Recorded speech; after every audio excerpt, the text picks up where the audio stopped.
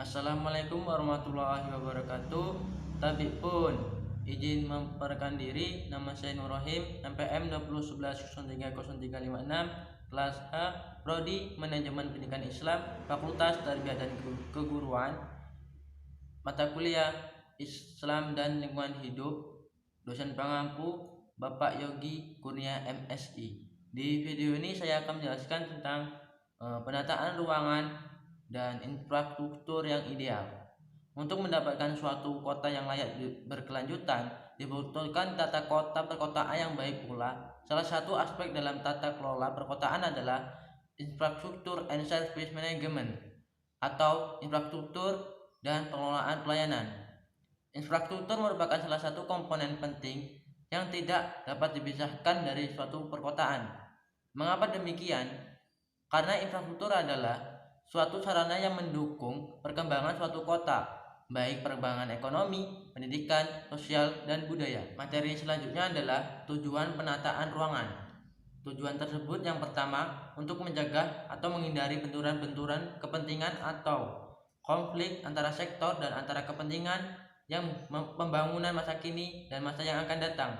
Yang kedua, untuk menghindari terjadinya diskriminasi dalam pengelolaan dan pemanfaatan sumber daya alam. Yang ketiga, untuk tercapainya optimalisasi pemanfaatan ruangan dan memperlihatkan daya dukung dan kesesuaian wilayah terhadap jenis pemanfaatannya.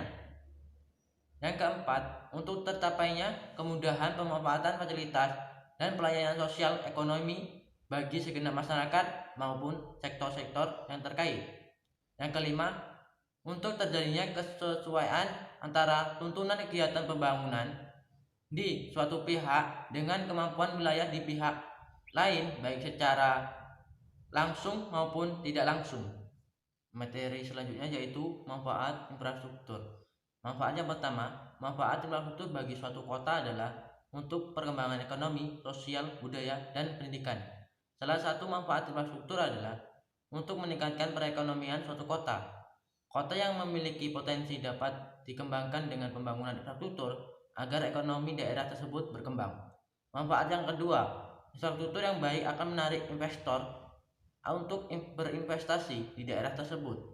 Begitu banyak dan besarnya peran infrastruktur sehingga dalam sebuah studi yang dilakukan di Amerika Serikat menuju bahwa tingkat pengembalian investasi infrastruktur terhadap pertumbuhan ekonomi yaitu sebesar 60%. Materi selanjutnya yaitu unsur-unsur yang dibutuhkan dalam penataan infrastruktur. Yang pertama, terdapat unsur-unsur yang dibutuhkan dalam pengembangan tata infrastruktur, antara lain adalah pelayanan infrastruktur yang memadai, apalagi pelayanan suatu infrastruktur berjalan dengan baik.